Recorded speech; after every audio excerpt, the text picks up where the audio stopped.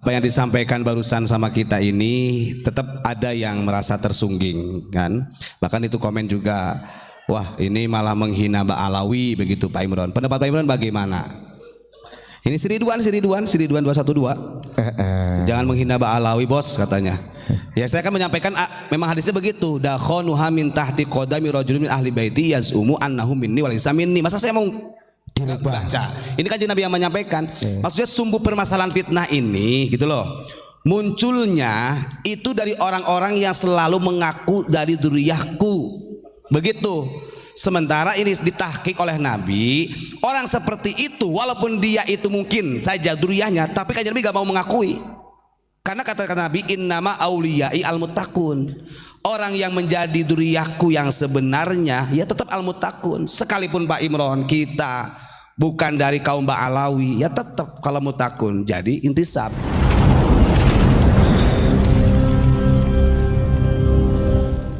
Assalamualaikum warahmatullahi wabarakatuh. Hamdan syukran lillah nahmaduhu wa nasta'inuhu wa nastaghfiruh wa na'udzu billahi min syururi anfusina wa min sayyiati a'malina may yahdihillahu fala mudhillalah wa may yudlilhu fala hadiyalah. Allahumma shalli ala sayyidina Muhammadin wa ala alihi wa ashabihi ajma'in, amma ba'd. Para hadirin, para jamaah, saudara-saudaraku semuanya, pada malam hari ini saya ingin mengajak untuk berpikir jernih. Kita mengambil redaksi dari hadis baginda Rasulullah di dalam kitab Sunnah Abu Dawud. Sunnah Abu Dawud ini adalah salah satu kitab referensi ulama fuqaha mufassir dari kutubus sittah. Dari 6 kitab hadis selain Sahih Bukhari ada namanya Sunnah Abu Dawud. Ini sangat dijadikan referensi terkuat kalau kita sebagai ahlu sunnah wal jamaah.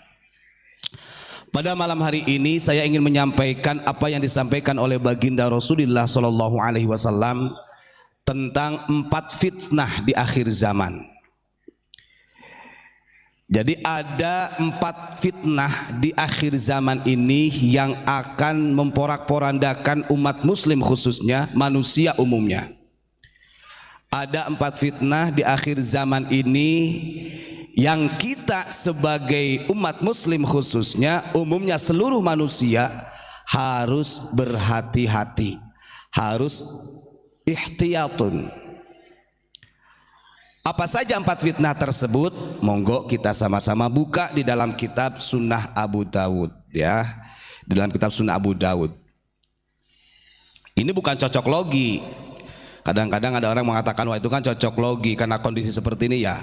Kita bukan cocok logi, tapi ini ingin menyampaikan, menyadarkan untuk kita, wabil khusus buat pribadi saya sendiri, biar kita ini lebih hati-hati dalam menghadapi 4 fitnah yang terjadi. Di dalam kitab Sunnah Abu Dawud, Kitabul Fitan, kitab yang menjelaskan tentang fitnah. Sekarang kan musim zamannya fitnah. Fitnah ini kalau bahasa yang populer sekarang adalah hoax. Artinya menyampaikan sesuatu tanpa ada bukti kebenarannya. Dan fitnah ini seringkali kita memohon kepada Allah di dalam sholat ini yang paling besar fitnah Dajjal. Tapi di sini Kanjeng Nabi menyampaikan 4 fitnah ini ciri-cirinya yang akan menjadi fitnah Dajjal. Jadi ada 4 ini, 3 fitnahnya ini akan menjadi jembatan. Artinya organ daripada fitnah Dajjal ini dari 3 ini awalnya. Monggo disimak. Di dalam hadis ada 2 hadis yang ingin saya sampaikan. Hadis yang ke-4241 sama hadis 4242. Monggo para pemirsa yang mau buka. Kalau saya nanti ada kesalahan membaca mohon maaf. Bismillahirrahmanirrahim. Haddatsana Harun bin Abdullah. Hadis ini diceritakan dari Harun bin Abdullah. Haddatsana Abu Dawud Al-Hafari, diceritakan dari Abu Dawud Al-Hafari. An Badri bin Utsman, dari Badar bin Utsman. An Amirin, dari Amir. an rajulin an Abdillah anin Nabi sallallahu alaihi wasallam, dari seorang laki-laki dari Abdullah dari Nabi Muhammad sallallahu alaihi wasallam. Ini namanya hadis marfu' yang sanad riwayatnya sampai kepada baginda Rasulullah sallallahu alaihi wasallam. Qala takunu fi hadhil ummati arba'u fitanin fi akhiriha alfana. Kata Nabi Muhammad sallallahu alaihi wasallam, akan ada masa di mana umatku tertimpa 4 fitnah, dan fitnah yang keempat ini akan membinasakan umatku, kata Kanjeng Nabi. Tuh, ini Kanjeng Nabi sudah wanti-wanti.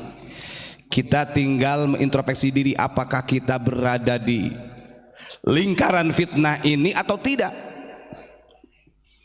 Kemudian dilanjutkan di dalam hadis yang ke-4242. Haddatsana Yahya bin Utsman, diceritakan dari Yahya bin Utsman bin Sa'id Al-Himsi, dari Sa'id bin Al-Himsi. Haddatsana Abul Mughirah, diceritakan dari Abul Mughirah qala haddatsani Abdullah bin Salim. Beliau mengatakan hadis ini diceritakan dari Abdullah bin Salim qala haddatsani Al-Ala bin Utbah, diceritakan pula dari Ala bin Utbah an Umair bin Hani Al-Anbasi, dari Umar bin Hani Al-Anbasi qala Umar, dari Sayyidina Umar, yaqulu kunna qu'udan inda Rasulillah sallallahu alaihi wasallam fadzakarul fitana fa aktsara fi dzikriha hatta dzakara fitnatal ahlas. Umar, beliau mengatakan, kami pernah duduk bersama baginda Rasulullah bersama sahabat lainnya, yang mana pada waktu itu baginda Rasulullah sallallahu alaihi wasallam mengkabarkan, menceritakan, memberitahukan kepada para sahabat tentang fitnah-fitnah akhir zaman yang akan menimpa umat Nabi Muhammad sallallahu alaihi wasallam. Sehingga hatta dzakara fitnatal ahlas, sehingga Kanjeng Nabi menjelaskan tentang fitnah ahlas. Nah, ini kalau para santri harus tahu. Jadi nanti itu di akhir zaman itu ada 4 fitnah. Yang pertama fitnah ahlas namanya. Yang kedua fitnah sarro, fitnah sarro. Yang ketiga fitnah duhaima, dan yang keempatnya fitnah dajjal. Ini satu persatu kalau diterangkan luar biasa ini Pak Imron. Ya mudah-mudahan jangan sampai ada yang merasa tersungging ya, bahasa Ustaz Rais, tersungging. Lalu faqala qail ya Rasulullah wa ma fitnatul ahlas. Ketika Nabi Muhammad menceritakan fitnah yang pertama yang akan menimpa umat muslim, menimpa umatku di akhir zaman tentang fitnah ahlas, maka ada salah satu sahabat yang bertanya kepada baginda Rasul, ya Rasul, apa fitnah ahlas itu? Saya kok baru dengar, gitu kan? Qala hiya harabun wa harbun, kata Nabi. Fitnah ahlas adalah fitnah di mana banyak manusia yang lari dan melakukan peperangan, melakukan pembantaian, melakukan permusuhan dengan berkedokkan agama. Itu ahlas. Dan ini di dalam syarahnya dicatat terjadi fitnah ahlas ini dari mulai terbunuhnya Sayyidina Utsman. Ya, adu domba lebih ini. Adu domba artinya yang selalu membuat keributan, memberikan propaganda agama, mencampur adukan politik dengan agama, yang padahal itu akan mengadu domba saudara-saudara sesama muslim. Dan itu terjadi dari sejak Utsman. Makanya Utsman dibunuh, Sayyidina Ali terbunuh. Kalau kita lihat orang yang membunuh Sayyidina Utsman dan Sayyidina Ali ini adalah orang-orang yang munafik sebenarnya, orang-orang yang ekstrim yang menggunakan jargon agama. Makanya dia muljam Pak ketika di sidang, yang membunuh Sayyidina Ali itu. Dia itu ketika dikatakan terdakwa nggak mau dia. Alasannya, oh saya jihad, memerangi dari kelompok Ali itu karena salah secara aturan menurut dia, beralasan jihad. Memang bahaya dengan jargon-jargon agama ini, luar biasa. Nah, fitnah ahlas ini terjadi dari sejak Sayyidina Utsman terbunuhnya sampai sekarang. Ya tinggal kita pahami aja. Terjadi apa tidak? Banyak yang menjadikan permusuhan, peperangan, kemudian yang menjadikan terpecah belahnya umat. Dan ahlas ini menggunakan jargon-jargon agama. Berapa banyak kelompok-kelompok yang ekstrim? Banyak. Naudzubillahi min dzalik. Itu yang pertama. Yang kedua kata Nabi, summa fitnatus sarra dakhanuha min tahti qadami rajulun min ahli baiti yaz'umu annahu minni wa laisa minni wa innama auliyail muttaqun. Ngapunten, ini kalau dari dzurriyyah Nabi yang kesinggung lagi, ngapunten. Fitnah kedua kata Nabi, ada yang namanya fitnah sarro. Fitnah sarro itu di mana banyak orang yang lalai disebabkan gemerlapnya harta, jabatan, kedudukan, kemegahan, merasa nyaman. Dan hebatnya lagi kata Nabi, dakhanuha min tahti qadami rajulun min ahli baiti. Asapnya orang yang fitnah sarro ini, yang merasa bermegah-megahan, jabatan yang enak, kemudian dengan gemerlapnya dunia merasa dimiliki, ini keluar asapnya dari telapak kakinya ahli baitku kata Nabi. Nah, ini bukan berarti kita istilahnya memprovokasi, bukan. Makanya Iqtirarul Alawiyah ini berat, bisa jadi tipu daya. Asapnya ini, fitnah sarro ini keluar dari dzurriyyahku kata Nabi.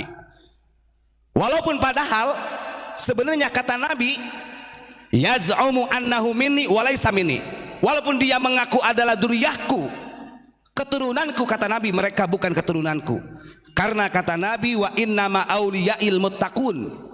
Keturunanku yang aku sayangi dan betul-betul sesuai dengan perjalananku adalah orang-orang yang bertakwa, siapa saja, walaupun dzurriyyahnya tidak intisab kepada Nabi Muhammad. Coba lihat secara fakta saja. Kita melihat kemegahan orang-orang kita dengan orang-orang luar di Nusantara ini, dari para dai-dainya, para penceramahnya kalah megah kita. Betul gak Gus? Gak ada apa-apanya, gak ada apa-apanya. Wong kita mah, yang saya kan ngomong kemarin, kiai kampung loh, yang mengajarkan alif ba tasa, alif jabar a, alif jri, alif psu, a i u, ba jabar ba jrb, ba psbu, babibu, gitu kan? Diundang tahlil, paling kasih amplop uangnya 50.000, itu pun sudah lecek. Padahal itu yang mengajarkan huruf hijaiyah, yang mengajarkan fasolatan, yang mengajarkan tentang aqid 50. Tapi kalau kita mengundang orang yang dari luar, masya Allah, 50 juta ditebas, 100 juta ditebas. Maka benar kata Nabi, dakhanuha min tahti qadami rajulun min ahli baiti yaz'umu annahu minni wa laysa minni. Dengan mengatasnamakan agama untuk kepentingan dunia, kemewahan, zukhrufuha, ini akan keluar asapnya dari telapak kakinya yang mengaku dzurriyyahku kata Nabi. Padahal orang seperti itu golonganku dan bukan dzurriyyahku kata Nabi. Kanjeng Nabi hanya menganggap orang yang menjadi dzurriyyahku sejatinya adalah al-muttaqun, orang-orang yang bertakwa. Lanjut. Ini baru 2 fitnahnya ya. Kemudian yang ketiga, summa fitnatud duhaima. Fitnah duhaima. Apa fitnah duhaima? La tada'u ahadan min hadhil ummah illa latamathu latmatan. Fa idza qila qadat tamadat yusbihur rajulu fiha mu'minun wa yumsi kafiran hatta yasiran nasu ila tustatain. Yang ketiga, fitnah duhaima. Fitnah duhaima ini adalah fitnah di mana agama, aliran-aliran agama yang ekstrim bermunculan. Bahasanya begitu. takfiri ekstrim, yang gampang mengkafirkan, yang selalu memprovokasi, mengadu domba sesama agama, antar agama, itu duhaima. Yang sehingga ketika orang-orang awam ini masuk pada kelompok duhaima ini, dia punya dua pos, Pak, pustotain. Paginya bisa beriman, sorenya bisa kafir. Artinya menjadi bahasa apa itu apa? Kepala dua ya. Apa namanya? Paginya bisa beriman, sorenya bisa kafir. Begitu aja. Artinya mana yang manfaat menurut mereka karena kepentingannya, dia ikut ke sana. Nah, maksudnya gitu. Jadi bahasanya begini. Pagi A, sore bisa menjadi B. Berubah-berubah. Itu duhaima. Coba kalau kita pahami sekarang, banyak tuh fitnah duhaima itu. Ada bahasa yang lebih enak, Gus? Apa bahasanya? Jadi bahasanya lain di mulut, lain di hati, begitu loh, Pak. Bahkan kalau sudah seperti itu, faida kana dzakum fangtadirud dajjal min yaumihi aw min ghadihi. Kalau tiga fitnah ini sudah terjadi di akhir zaman, maka tunggulah, kata Nabi, fitnah dajjal. Entah nanti, entah sore. Nah, sementara kata Nabi, la ghairud dajjal akhwafu min ummati. Ada yang paling aku takutkan daripada dajjal dari umatku, kata Nabi, yakni al-a'immatul mudillun, yakni para pemimpin, para tokoh, para ulama yang menyesatkan. Saya kira 4 yang disampaikan Nabi ini terjadi semua. Dan ini terjadi. Ngapunten. Kalau secara tekstual hadis, kenapa Kanjeng Nabi mengatakan demikian? Sampai ada kalimat dokhonu hamin tahti qadami rajulun min ahli baiti yaz'umu annahu minni wa laysa minni. Ini memang berkaitan dengan iktirarul alawiyah sebenarnya.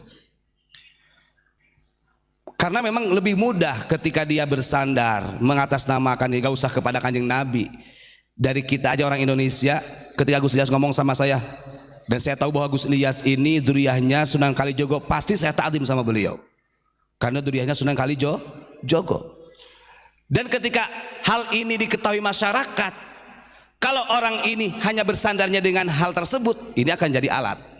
Dan ini membahayakan umat. Ingat, 4 fitnah yang akan bermunculan di akhir zaman. Yang pertama fitnah ahlas, yang kedua fitnah sarra, yang ketiga fitnah duhaima, dan yang terakhir fitnah dajjal. Naudzubillahi min dzalik. Itu Pak Imran ya. Kalau jenengan mau menarasikan lebih belak-belakan, monggo.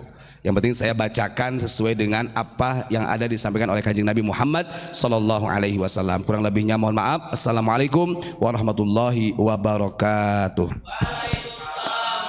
Nah, ini hadis yang ke-4242. Coba lihat kalimatnya, ini kan ada gini loh. Ini Kanjeng Nabi yang dawuh. Summa fitnatus sarra'i dakhonu. Ngerti dakhon atau dukhon bahasanya gitu loh. Asap. Jadi summa fitnatus sarra'i nuli ono fitnah sarra jenenge. Fitnah sarra ini dia terlelap dalam kemewahan, kemegahan dunia, memanfaatkan kepentingan dunia dengan menjual agama, itu sarra. Dakhonuha min tahti qadami rajulun min ahli baiti. Ini saya nggak buat-buat. Asap permasalahan fitnah sarra ini keluarnya itu dari telapak kaki seseorang yang selalu mengaku sebagai duriyahku.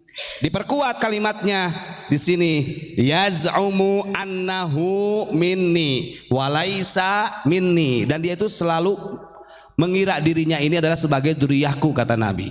Padahal walaisa minni. Jadi saya nggak merubah tekstual hadis sesuai dengan apa yang disampaikan oleh baginda Rasul. Ini ada di kitab Sunan Abu Dawud